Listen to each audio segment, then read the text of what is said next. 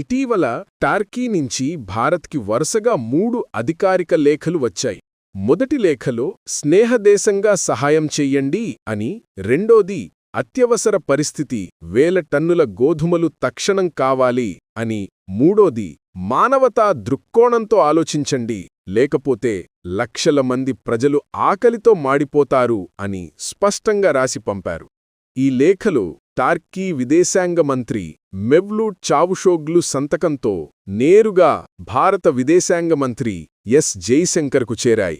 కాని భారత ప్రభుత్వం ఇప్పటివరకు ఆ లేఖలను పట్టించుకున్నట్టు కనిపించడం లేదు.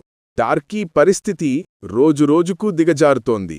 ఇప్పుడు ప్రశ్న ఒక్కటే, సహాయం అడిగినా భారత్ ఎందుకు చేయి చాచడం లేదు? టర్కీ ఏం చేసింది?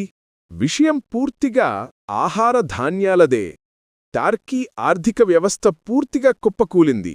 ద్రవ్యోల్బణం 75% దాటిపోయింది. టర్కీ లీరా డాలర్తో పోలిస్తే 35కి పడిపోయింది.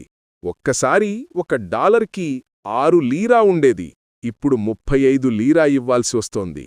ఇస్తాంబుల్, అంకారా, ఇజ్మీర్, అంటాలియా, బుర్సా వంటి పెద్ద నగరాల్లో రాత్రి 2 గంటల నుంచే బేకరీల ముందు కిలోమీటర్ల క్యూలు. చలికాలం మొదలవుతోంది, కాని ప్రజలకి రొట్టె కూడా సరిగా దొరకడం లేదు. ఒక్క బ్రెడ్ కోసం గంటల తరబడి నిలబడుతున్నారు. చిన్నపిల్లలు ఆకలితో ఏడుస్తున్నారు. దుకాణాల్లో గోధుమలు, బియ్యం అడిగితే స్టాక్ లేదు అనే సమాధానమే వినిపిస్తోంది. రేషన్ దుకాణాల ముందు పోలీసులు కాపలా ఉండాల్సిన పరిస్థితి. ఎర్దోగాన్ ప్రజాదరణ బాటమ్ టచ్ అయింది. రోడ్లపై ఎర్దోగాన్ రాజీనామా అని నినాదాలు. దేశవ్యాప్తంగా నిరసనలు. విపక్షాలు రోడ్లపైకి వచ్చేశాయి. టర్కీ మీడియాలో కూడా ఇప్పుడు ఎర్దోగాన్ని విమర్శించే వార్తలే ఎక్కువగా కనిపిస్తున్నాయి. ఈ పరిస్థితి ఒక్కసారిగా రాలేదు. ఎర్దోగాన్ తప్పుడు ఆర్థిక విధానాలు, అంటే వడ్డీ రేట్లు తగ్గించడం, ఉగ్రవాద సంస్థలకు పరోక్ష మద్దతు, హమాస్ని ఆహ్వానించడం, ఇజ్రాయెల్తో శత్రుత్వం, సౌదీ యుఏఈతో శత్రుత్వం, ఇవన్నీ కలిసి దేశాన్ని నాశనం చేశాయి. సౌదీ యుఏఈ ఎర్దోగాన్పై తీవ్ర అసంతృప్తిలో ఉన్నాయి. గతంలో ఆయన ఆ దేశాలపై బహిరంగ విమర్శలు చేశాడు. ఖతార్తో కలిసి వాళ్లని ఒంటరి చేయడానికి ప్రయత్నించాడు. ఇప్పుడు ఆ దేశాలు టర్కీకి ఆర్థిక సహాయం పూర్తిగా ఆపేశాయి. టర్కీ గోధుమలు, బియ్యం కోసం ఎప్పుడూ భారత్, రష్యా, ఉక్రెయిన్పై ఆధారపడింది. టర్కీ ప్రతి సంవత్సరం సుమారు 10 మిలియన్ టన్నుల గోధుమలు దిగుమతి చేసుకుంటుంది. ఇందులో భారత్ నుంచి 2-3 మిలియన్ టన్నులు వచ్చేవి. ఇప్పుడు రష్యా ఉక్రెయిన్ యుద్ధంలో మునిగిపోయాయి.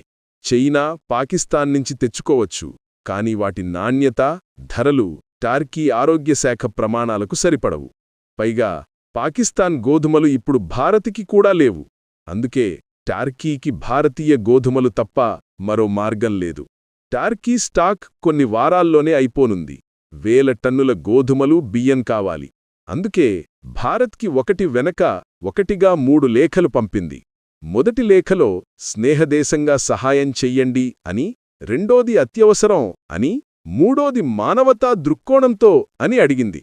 కాని భారత్ ఇప్పటివరకు ఒక్క షిప్పు కూడా పంపలేదు. ఎందుకంటే టర్కీ ఎప్పుడూ భారత్ని విమర్శించడం మానలేదు. ఐక్యరాజ్యసమితి నుంచి ఓఐసీ వరకు భారత్ని కించపరచడానికి ప్రయత్నించింది. కశ్మీర్ అంశంలో భారత్ని ఇరుకున పెట్టడానికి పాకిస్తాన్ పక్షాన నిలిచింది. ఆర్టికల్ 370 రద్దు తర్వాత టర్కీ అతి గట్టిగా భారత్ని ఖండించింది. సిఏఏ, ఎన్ఆర్సీపై కూడా టర్కీ అధ్యక్షుడు ఎర్దోగాన్ బహిరంగంగా మాట్లాడాడు. గల్వాన్ ఘర్షణ తర్వాత కూడా టర్కీ భారత్ని విమర్శించింది. ఇప్పుడు భారత్ స్పష్టమైన సందేశమిస్తోంది, మా విమర్శకులకు మేము ముందు ప్రాధాన్యత ఇవ్వము. Bharat Israel, Saudi, UAE, European union, Asia దేశాలకు వేల టన్నుల ధాన్యం పంపుతోంది. ఈ ఏడాది ఇప్పటివరకు 10 మిలియన్ టన్నులకు పైగా గోధుమలు ఎగుమతి చేసింది. కాని టర్కీ పాకిస్తాన్లను జాబితా నుంచి బయటపెట్టింది. ఇది నూతన భారత దౌత్యం. అంటే మా హితాలకు గౌరవం ఇచ్చిన వారికే మేము సహాయం చేస్తాం అని. టర్కీ నిపుణులు కూడా ఒప్పుకుంటున్నారు. దేశ దౌత్య విధానం, తప్పుడు నిర్ణయాలు దేశాన్ని దివాలా తీయించాయి. ఇప్పుడు భారత్తో సంబంధాలు మెరుగుపరుచుకోవాలని ఆ దేశ రాజకీయ వర్గాల్లో చర్చ జోరుగా సాగుతోంది. లేకపోతే రానున్న నెలల్లో ఆహార అత్యవసర పరిస్థితి అంటే ఫుడ్ ఎమర్జెన్సీ ప్రకటించాల్సి వస్తుంది. టార్కీ నగరాల్లో రేషన్ దుకాణాల ముందు భారీ క్యూలు, ధరలు ఆకాశాన్నంటాయి. లీరా బలహీనంతో దిగుమతి ఖర్చు మరింత పెరిగింది. బేకరీలు బ్రెడ్ తయారీ ఖర్చు కూడా భరించలేకపోతున్నాయి. 1 కిలో బ్రెడ్ ధర గత ఏడాదితో పోలిస్తే 4 రెట్లు పెరిగింది. ప్రజలు రోజుకి ఒక్క భోజనం కూడా కష్టంగా తింటున్నారు. చలికాలం మొదలవుతోంది, కాని ప్రజలకి రొట్టె కూడా సరిగా దొరకడం లేదు. భారత్ మాత్రం తన జాతీయ హితాలకు అనుగుణంగా నడుస్తోంది. ఇతర దేశాలకు ధాన్యం పంపి భరోసా ఉన్న సరఫరాదారుగా గుర్తింపు పొందింది. చైనా, పాకిస్తాన్ వంటి దేశాలు కేవలం మాటలతోనే నిలిచిపోయాయి. వాస్తవ సహాయమివ్వడం లేదు. చివరిగా ప్రశ్న ఒక్కటే: భారత్ టార్కీకి సహాయం చెయ్యాలా లేదా?